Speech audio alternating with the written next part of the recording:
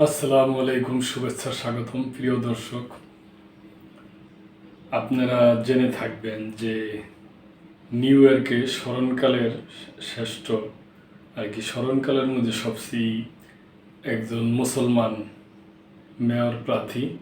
উনি ভারতীয় বংশগত, বয়সও কম, 33 বছর বয়স। নাম হলো জহুরান মামদানি। তা উনি মেয়র ইলেকশনে করার জন্য মনোনীত হয়েছেন ডেমোক্রেটিক দল থেকে উনি নমিনেশন পাইছে। আগামী নভেম্বরের 4 তারিখে খুব সম্ভবত কোট আনকোট ইলেকশনটা হবে। তো এই ব্যাপারে কিছু কিছু আসছে যে উনি কৃষ্ণাঙ্গ ও শ্রমজীবীদের থেকে ওনাদের থেকে কীরকম সাহায্য সহযোগিতা পাবে, ভোট পাবে, ওই ব্যাপার নিয়ে এবং আরও বিষয়াদি নিয়ে সংবাদটা আসছে প্রথম আলো পত্রিকায়। নিউ ইয়র্কের কৃষ্ণাঙ্গ ও শ্রমজীবী ভোটারদের কাছে কতটা গ্রহণযোগ্য জহুরান মামদানি? যুক্তরাষ্ট্রের নিউ ইয়র্ক নগরের মেয়র নির্বাচনের দলীয় বাছাইয়ে সবাইকে চমকে দিয়ে শক্তিশালী প্রতিদ্বন্দ্বী অ্যান্ড্রু কুমুকে হারিয়ে প্রাথমিক জয়ী হন জহুরান মামদানি। গত 24শে জুন এই দলীয় বাছাই নির্বাচন অনুষ্ঠিত হয়েছিল।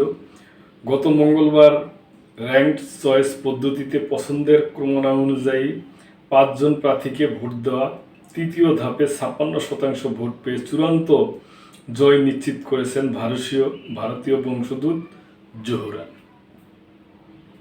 প্রতিদ্বন্দ্বী অ্যান্ড্রু কুমু পেয়েছেন 44% ভোট। জহুরানের এই সুস্পষ্ট বিজয় যুক্তরাষ্ট্রের রাজনৈতিক অঙ্গনে আলোড়ন তুলেছে। এটা ঠিকই অবশ্য, আর উনি একজন মুসলিম প্রার্থী এবং বয়সও কম। তবে একই সঙ্গে ভোটের মাঠে তার দুর্বলতা কোথায় থাকতে পারে তা নিয়েও কৌতূহল সৃষ্টি হয়েছে। ভোটের প্রথম ধাপের ফলাফলে দেখা গেছে ব্রাউন্সভিল এবং ইস্ট ফ্ল্যাটবুশের মতো নিম্ন আয়ের মানুষ অধ্যুষিত এলাকায় খুব একটা ভালো করতে পারেনি জহুরান। এসব এলাকায় বেশ বড় ব্যবধানে এগিয়েছিলেন অ্যান্ড্রু কুমু। ব্রাউনসভিল ও ইস্ট ফ্ল্যাটবুশের 60%-এর বেশি বাসিন্দা কৃষ্ণাঙ্গ। এসব এলাকায় দারিদ্র্যের হারও বেশি। নিউ ইয়র্ক নগরে সামগ্রিক দারিদ্র্যের হার যেখানে 18.2%, সেখানে ব্রাউনসভিলে এই হার 32.4 এবং ইস্ট ফ্ল্যাটবুশে সেই হার 18.9%। দ্য নিউ ইয়র্ক টাইমসে প্রকাশিত ব্যাপক আলোড়িত এক বিশ্লেষণে দেখা গেছে, যেসব এলাকায় নিম্ন আয়ের মানুষ বেশি সেসব এলাকার মধ্যে 49% সমর্থন পেয়েছে কুমু, আর মামদানির পক্ষে সমর্থন ছিল 38%। অন্যদিকে যেসব এলাকায় কৃষ্ণাঙ্গের সংখ্যাগরিষ্ঠতা রয়েছে সেখানে কুমুর পক্ষে সমর্থনের হার বেড়ে দাঁড়িয়েছে 51%। এসব পরিসংখ্যানের কারণে প্রশ্ন উঠেছে, নিউ ইয়র্ক নগরে বসবাসের জন্য সাশ্রয়ী শহরে পরিণত করার যে প্রতিশ্রুতি জহুরান দিয়েছিলেন তা কি কোনো কাজেই আসেনি, নাকি এসব পরিসংখ্যানের পেছনে লুকিয়ে আছে আরও জটিল কোনো গল্প? পরিচিত মুখ, কঠিন প্রতিদ্বন্দ্বিতা। নির্বাচনের প্রাথমিক ফল ঘোষণার আগেই কিছু ইঙ্গিত পাওয়া যাচ্ছিল নিম্ন আয়ের ও কৃষ্ণাঙ্গ ভোটারদের সমর্থন আদায়ে কিছুটা চ্যালেঞ্জের মুখে পড়েছেন জহুরান। মার্চ মাসে পরিচালিত একটি জরিপে দেখা যায়, যেসব ভোটারের পরিবারের আয় $50,000 নিচে তাদের মধ্যে 47%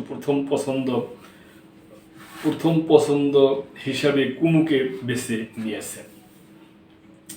জরিপে দেখা যায়, মেয়র প্রার্থী নির্বাচনের দলীয় বাছাইয়ে 9 জন প্রার্থীর মধ্যে জহুরান ছিলেন অনেক পিছিয়ে। তখন মাত্র 11% সমর্থন ছিল তার প্রতি। কৃষ্ণাঙ্গ ভোটারদের মধ্যে তার অবস্থান ছিল আরও নিচে, মাত্র 8%। অথচ জরিপে কুমু পেয়েছেন 50% ভোট। বিশেষজ্ঞদের মতে কিছু বিষয়ের কারণে কুমু সুবিধাজনক অবস্থানে ছিলেন। রাজনৈতিক পরামর্শক জেরি স্কারনিক বলেন, কুমু এই নির্বাচনের আগেই পরিচিত মুখ ছিলেন, শুধু দুবারের গভর্নরই নন, বরং সাবেক গভর্নর মারিও কুমুর ছেলে এবং প্রেসিডেন্ট বিল ক্লিন্টনের প্রশাসনেও কাজ করছেন তিনি। স্কারনিক আরও বলেন, কুমু স্থানীয় নেতাদের সমর্থন পেয়েছেন, যা সংখ্যালঘু এলাকার ভোটারদের কাছে তাকে আরও গ্রহণযোগ্য করে তুলেছিল।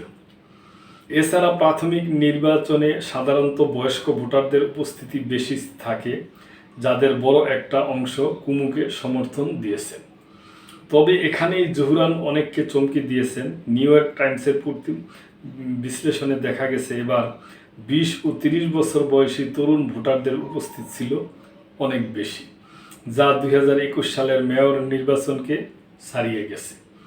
স্কারনিক বলেন, তরুণ ভোটাররা আশাতীতভাবে ভোট দিয়েছেন। জোহরান যেসব এলাকায় হেরেছেন সেখানেও তার পরাজয় ছিল অনেক কম ব্যবধানে, আর সেটাই শেষ পর্যন্ত তার জয়ের পথ খুলে দেয়। ঝুঁকির হিসাব নিকাশ। বিশেষজ্ঞদের অনেকে মনে করেন প্রগতিশীল প্রার্থী হিসেবে জোহরান মামদানিকে অনেকে ভোটার ঝুঁকিপূর্ণ বিকল্প মনে করছেন, বিশেষ করে তার যখন প্রতিদ্বন্দ্বী ছিলেন একজন বামপন্থী রাজনীতিক। নিউ ইয়র্ক বিশ্ববিদ্যালয়ের জনসেবা বিভাগের অধ্যাপক জন গার্সম্যান বলেন, অনিশ্চয়তা অনেক সময় ভোটারদের সিদ্ধান্তকে প্রভাবিত করে, বিশেষ করে যারা অর্থনৈতিকভাবে ঝুঁকিতে আছেন বা সমাজের প্রান্তিক গোষ্ঠীর অংশ। জন গার্সম্যান বলেন, কে সবচেয়ে ভালো প্রার্থী তা নয়, বরং কাকে ভোট দিলে ক্ষতির আশঙ্কা কম, এই হিসাব করে অনেক সময় নিম্ন আয়ের পরিবারও কৃষ্ণাঙ্গরা প্রার্থী বাছাই করেন। তিনি আরও বলেন, অনেক সময় পরিচিত শত্রুকে অচেনা শত্রুর চেয়ে নিরাপদ মনে হয়। নির্বাচনী প্রচার মাধ্যমে পার্থক্য ছিল। কুমু প্রচলিত মিডিয়ায় বেশি প্রচার পেয়েছিলেন, যেমন টেলিভিশন ও সংবাদপত্র, যা অনেক নিম্ন আয়ের মানুষ বেশি দেখতেও পছন্দ করেন। জোহরানের বেশি প্রচার ছিল সামাজিক যোগাযোগ মাধ্যম, ফলে ওই সম্প্রদায়ের ভোটে কিছুটা কম প্রভাব পড়েছে। তবে অনেক বিশেষজ্ঞ বলেছেন, ভোটের সামগ্রিক প্রবণতা আসলে এলাকাগুলোর ভিতরে থাকা জটিলতা ও বৈচিত্র্য পুরোপুরি তুলে ধরতে পারে না। দুঃখিত দর্শক। এই নির্বাচনের উপর গবেষণা করা লেখক ও রাজনৈতিক কুশলীবিদ মাইকেল লং জানান, নিউ ইয়র্কের অনেক নিম্ন আয়ের এলাকায় মূলত স্প্যানিশ বা এশিয়ান এই দুই গোষ্ঠীর বাস, আর এদের একটি বড় অংশ জোহরানকে সমর্থন দিয়েছে। ল্যাং বলেন, এল মোহার্টস বা ফ্লাশিংয়ের মতো কুইন্সের অনেক নিম্ন আয়ের এলাকায় জোহরান ভালো করেছেন। এসব এলাকায় প্রায় পুরোটাই এশীয় জনগোষ্ঠীর বসবাস। জোহরানের সমর্থন এবং স্থানীয় ইতিহাসবিদ আসাদ দান্দিয়া বলেন, তার প্রচারকে কেবল ধনীদের বা শ্বেতাঙ্গের ভোট নির্ভর বলে মনে করাটা ভুল। তার মতে জোহরানের প্রার্থিতা এক বৈচিত্র্যপূর্ণ জনসম্প্রদায়ের সম্মিলিত ঘটিয়েছে।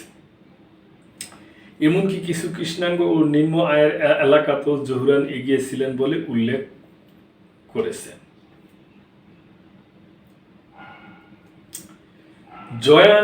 জোয়ান বেল্ট বলেন, আগের মেয়র হিসাবে অপরাধ ছিল সবচেয়ে আলোচিত ইস্যু। সেই সময় মানুষের মধ্যে নিরাপত্তা নিয়ে উদ্বেগ সাবেক পুলিশ কর্মকর্তা এরিক অ্যাডামসকে মেয়র হতে সহায়তা করছিল।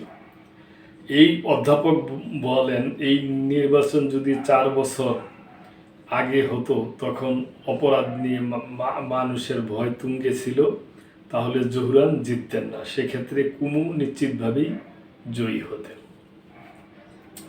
তো দর্শক, আমরা মনে করেন এশিয়ার বাসিন্দা এবং আমরা মনে করি যে জোহরান মামদানিরই যেন জয় হয়, এবং আমি আমাদের এই চ্যানেলের পক্ষ থেকে দর্শক শ্রোতা যারা ভোট দিবেন তাদের প্রতি আবেদন করছি যে আগামী নভেম্বরে যে নিউ ইয়র্ক সিটির মেয়র ইলেকশন হবে, আপনারা অবশ্যই জোহরান মামদানির পাশে থাকবেন এবং ওনাকে ভোট দিবেন, এই আশা আমাদের আর কি। তো প্রিয় দর্শক, আপনাদের যদি কোনো মতামত থাকে, কোনো কিছু বলার থাকে, তাহলে অবশ্যই কমেন্ট করবেন। লাইক শেয়ার কমেন্ট করে সাবস্ক্রাইব করে চ্যানেলটির পাশেই থাকবেন। আল্লাহ হাফেজ।